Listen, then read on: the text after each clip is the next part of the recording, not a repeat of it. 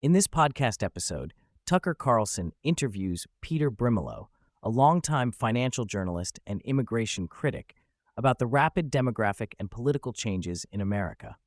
They discuss Brimelow's early work on immigration, his professional struggles, including legal battles with the New York Attorney General, and the broader cultural and political forces behind mass immigration and demographic shifts. The conversation touches on the roles of conservative media, Jewish influence, immigration policy, and the precarious state of free speech and legal protections in the United States, concluding with reflections on political hope and potential collapse.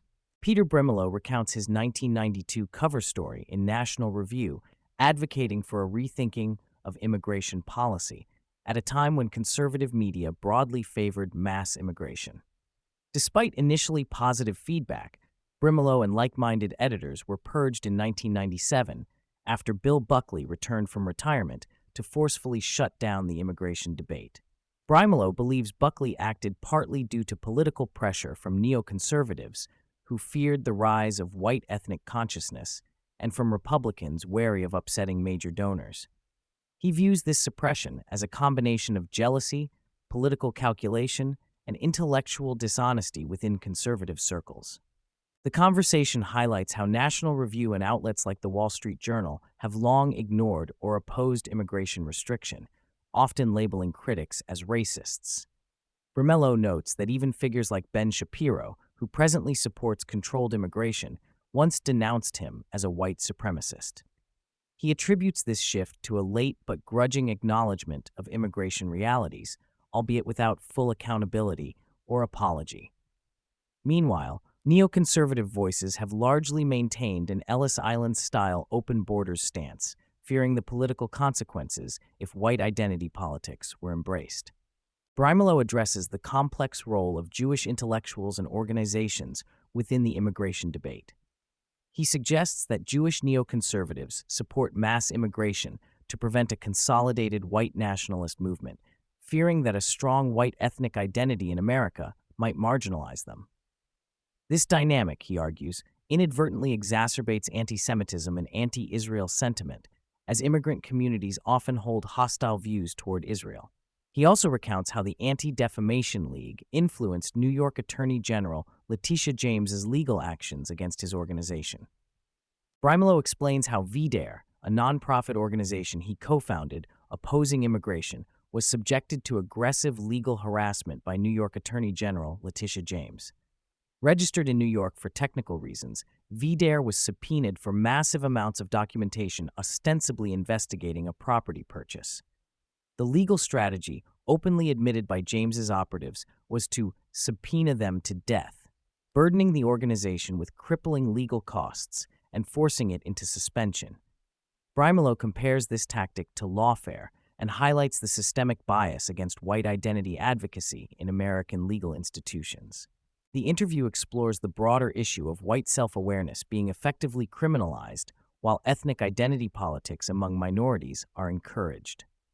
Brimelow characterizes the entire legal and cultural establishment as anti-white and anti-American in this respect. He shares examples of canceled conferences, denial of police protection, and hostile local governments, demonstrating a systemic effort to shut down dissident voices. Attempts at legal recourse, including civil rights litigation and federal suits, have been repeatedly frustrated, reflecting deep-rooted judicial resistance to protecting these expressions of identity. Brimelow details the comprehensive demographic transformation underway in the United States, describing it as a deliberate project driven by emotional and political motives rather than rational benefits. He asserts mass immigration has destroyed key social and economic structures, undermining capitalism's cultural prerequisites and damaging Native communities. The immigration system continues to allow 1 million legal immigrants per year, overwhelmingly non-white, accelerating America's ethnic transformation. The political establishment remains unwilling or incapable of addressing or even acknowledging this reality except on the grassroots level. The discussion turns to the political dynamics around immigration. Brimelow claims Republican leaders have consistently avoided fully courting the white vote or advocating for immigration moratoriums due to fears of donor backlash and accusations of racism. The example of Virginia's gubernatorial race is used to illustrate the party's preference for minority candidates over effective political strategy. He credits Trump with breaking some taboos by raising immigration as a central issue, thus mobilizing white voters despite lacking explicit white nationalist rhetoric. However, Trump's success is seen as a rare political miracle rather than a sustained movement shift. Brimelow reflects on his decades-long work with Rupert Murdoch, praising Murdoch's personal decency while criticizing the media empire's editorial direction, particularly the Wall Street Journal's promotion of pro-immigration stances he views as destructive. He remarks that Murdoch outsourced political thinking to neoconservative operatives, resulting in editorial positions that contradict America's fundamental interests. Similarly, William F. Buckley is described as prioritizing donor appeasement over honest political confrontation, exemplifying a pattern of intellectual capitulation in conservative journalism. Emphasizing the severity of the situation, Brimelow describes New York as a jurisdiction where normal legal norms are suspended, with state officials openly targeting political opponents under the guise of legal enforcement. The partisan manipulation of courts and prosecutors, judicial appointments, and grand juries has led to a breakdown in rule of law. This environment, combined with democratic calls for lawlessness and obstruction of federal immigration enforcement, signals, in Brimelow's view, a looming constitutional crisis and potential civil conflict.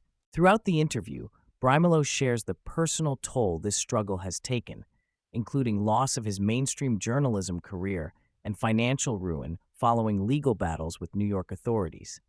He praises figures like Tucker Carlson and Laura Loomer for their support, while lamenting the lack of defense from many conservatives who have known him for decades. He notes that his family's future remains a key motivation for his activism.